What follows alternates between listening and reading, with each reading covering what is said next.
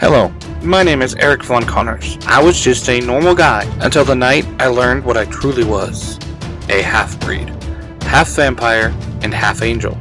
I had all their powers and none of their weaknesses. Save for one. The bloodlust. Call me Sparks.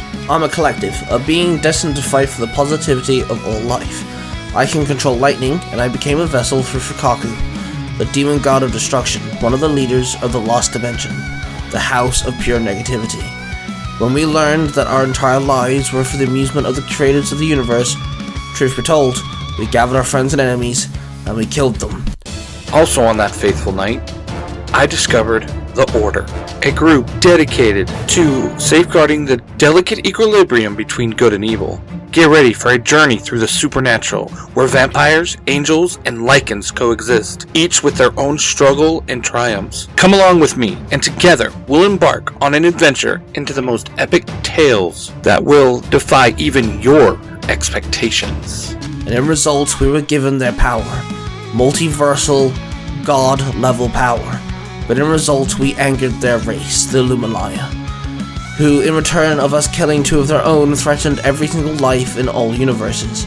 Now, with my group, my brother, and Fukaku, we go about and build an army from all universes, keeping them safe at the same time, ready for the war to save the idea of life itself. Welcome, my friends, to the Order. We are the Mysteries. Within Order and Mystery. Chapter 1. The Meeting of Two Worlds. In the Lost Dimension, a portal opened and Sparks and Stealthgon walked out. Alright then, kid. Let's get this done quickly. Sparks sighed. It's just a normality. Check what you will. It shouldn't be too long, Stealthgon said with a slight shrug. Sparks shook his head, then both of them started walking around underneath the red skies and walking on the blood-covered island. Has Fukaku still got the signal? Stealthgon asked him. Sparks nodded and he pointed forward ahead of them. Stealthgon then ran off, becoming a blur as he disappeared from sight, and then he came running back just as fast, and he halted to a stop. It's just some dude capturing lost creatures, Stealthgon said, confused. Sparks took flight and followed Stealthgon, who picked up the pace, not running his fastest, but fast enough to cover the distance in a short period of time, faster than any normal human eye could see. They found a very tall man with pure white skin, a bald head with piercing yellow eyes. The man had several cages surrounding him, some big and some small, some filled with different variety of lost creatures. The man slowly turned around and gazed upon the duo as they stopped before him. The fast one and the host, the man hissed. You know of us? Sparks asked. I do, the man sneered. This is where I hit him now, right? Stealthgon asked Sparks. It is, kid, Sparks nodded. Stealthgon then moved at incredible speeds and ran straight for him. The man flicked his wrist and Stealthgon was thrown across the terrain as if something picked him up and threw him, but there was nothing there. Sparks threw his hands out and a bolt of lightning exploded from both palms and it hit the man, but he stood there unharmed. Sparks threw another bolt, then another, but once again he stood there unfazed by the lightning attacks. The man let out a small chuckle and he held out his hand and a portal opened and the cages all floated up and through the portal. Stealthgon stood up and bolted at the man again. He grabbed the young speedster by the throat and tossed him into the portal as well. Stealthgon, no! Sparks roared out. He jumped at the man, swinging his fist down, but the man blocked the attack and uppercut Sparks. Then before Sparks could react, the man stepped back into the portal and the portal closed as well. Sparks climbed to his feet, let out a small growl. Fukaku, lock on to Stealthgon now! Sparks ordered. I have his location. He is not in our universe, nor the Lost Dimension. Fukaku sniped. Yeah, I didn't think so. This freak wasn't either. He didn't seem to fit here, Sparks replied. Sparks then floated up into the air and assumed the meditation position. He then pushed his mental state out towards his brother. Leo, Stealthgon got grabbed. I'm going after him. Assemble a team and then follow me. Make sure you lock onto Fukaku's signature, Sparks ordered. I got you, little bro. Be safe, and Fukaku, watch him, Leo replied in his mind. Always, Fukaku hissed. Sparks landed on the ground, his eyes flared red. He then held out his hands out and felt the universal energy vibration. He then clenched his one fist and punched a thin wall of reality. The wall cracked and the wall opened up, revealing the new universe. Sparks stepped through the hole and the wall fixed itself behind him as Sparks entered new unknown territory.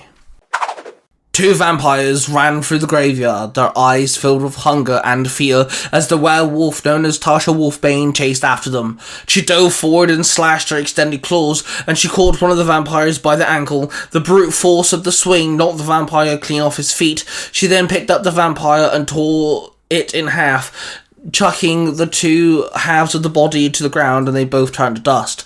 The other vampire looked back and saw the horrifying sight, and it kept on running. It came to a halt as it ran into Eric Von Connors.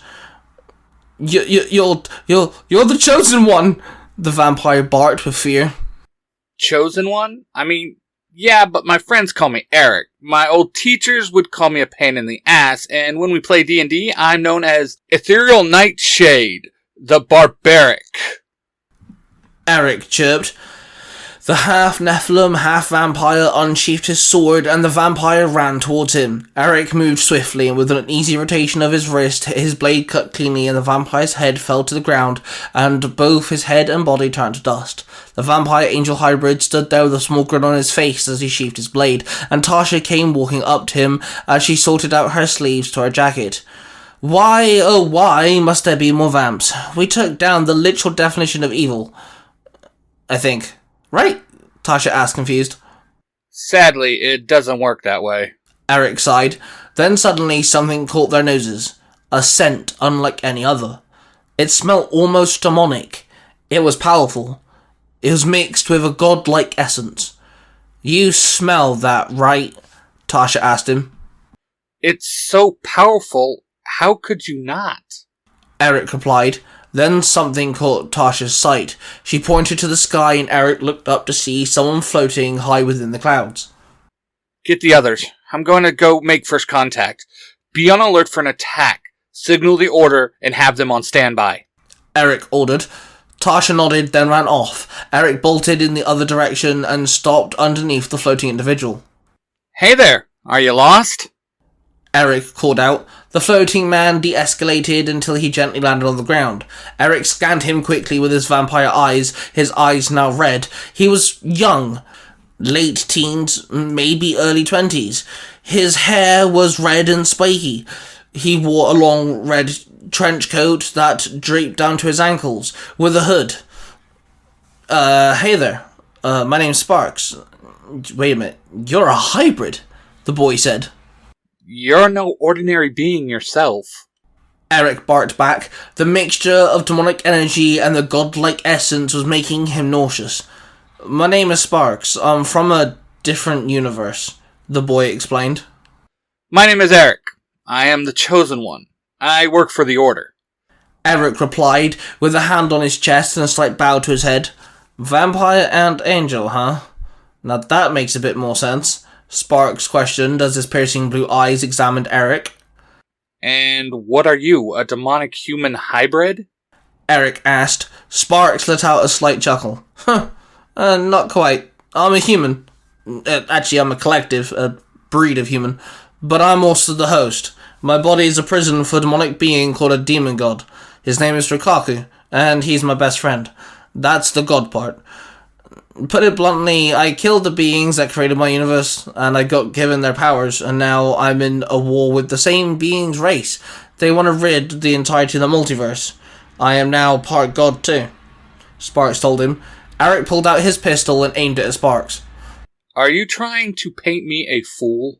Eric sneered. He aimed his pistol, taking a defensive stance. Sparks threw his hand out and a pure spark of electricity erupted from his palm and hit Eric's pistol. The pistol flew out of Eric's hand and Eric looked at Sparks in shock. Oh, did I forget I have the ability to manipulate electricity and lightning? Sparks said with a cheeky grin.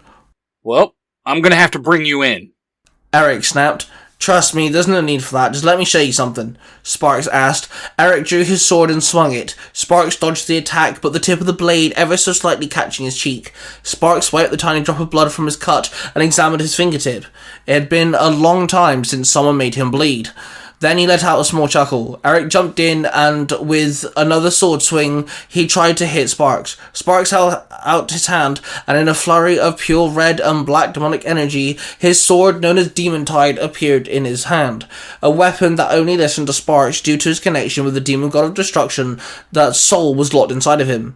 Both Eric and Sparks swung their swords, their blades collided. They entered a dance, a defensive and offensive maneuvers, both of them completely fluent with one another, neither of them able to strike one another, both perfectly capable of defending themselves. Finally, after what felt like forever, they broke formation, and they both stumbled backwards. Eric then let out a small growl, his eyes turned pure red, his hair turned from usual brown to pure white, and his wings extended from his shoulder blades. He took flight into the air, and Sparks flew up, following Eric. The night sky quickly became covered in dark grey gloomy clouds, and the rain started pouring. Both Eric and Sparks flew at each other, and their swords bounced off one another. A flash of pure energy exploded from the impact of both their attacks. Eric then thrust his blade out as Sparks blocked the attack, and then Eric spun around and smacked Sparks with both his wings, knocking him off balance. Sparks then had out his hand, and a surge of lightning erupted from his palm and hit Eric, who covered himself with his wings, but the lightning attack hit him head-on, sending him flying across the sky. Eric flapped his wings and shook his head as he felt the aftermath of the attack. Sparks then took in a deep breath and his eyes turned all white. He then teleported away and reappeared right in front of Eric. He grabbed Eric's face with both hands. "Would you just stop fighting me and look closer?" Sparks told him. Eric stopped struggling and looked at the pure white void that was Sparks' eyes. Everything came flooding into his mind. All the information. Like Sparks was playing a movie reel on Eric's brain. The whole story of the Luminia. Sparks and his brother, his whole team taking down two of the beings, gaining their powers and spreading their powers throughout a whole team, becoming the Mysteries, heroes so to speak, making sure the multiverse stayed within balance. Then the looming threat of the rest of the Luminia wanting to take revenge, and how they had the power to blink universes out of existence. Sparks making arrangements to keep all universes safe, finding those strong enough to handle their own. Then, using the Mysteries to not only keep the multiverse safe, but to make champions and to explore unknown and new energies and weapons. Beings from different multiverses, powers, abilities and skill sets found in those universes were all at Sparks' disposal. Sparks needed everyone and all things ready for the war of all time. Eric floated there stunned as Sparks let go of his face. "Okay, fine. You have my attention," Eric muttered. They both landed on the ground. Sparks' eyes returned to their usual piercing blue, and Eric reverted back to his normal form.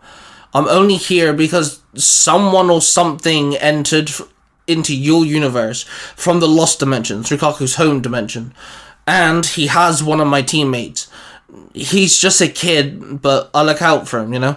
Sparks explained. "Come on, let's go find my team. Maybe between us, we can find your friends," Eric told him. Sparks then nodded at Eric and followed as Eric led him to his team. This story is a major crossover between two original stories. The first one is The Order, which is a story created by my Parabatai cosplay dude 637. You can find The Order on its own podcast known as The Order, where you can listen to The Chosen One, where you can find out the origins of Eric. And if you wish to hear the origins of Sparks and Stealthgon, then make sure you check out the Tiger Tales Mysterious Origins YouTube channel and listen to the story Tales of Croatia. What you have just listened to is a product created by the Three Ranger Bros Studio. hosted by three cosplaying fathers who happen to be massive geeks of all sorts of fandoms. They are Mark, the Red Cornish Ranger, Cosplay Dude 637, and Ty Tiger. The studio covers different types of YouTube videos, TikToks, podcasts, and live streams. If you wish to find out who cosplays who, the YouTube channels, the TikTok accounts, and the podcasts, and all of the other social media platforms, please go to the 3rangerbrostudios.com.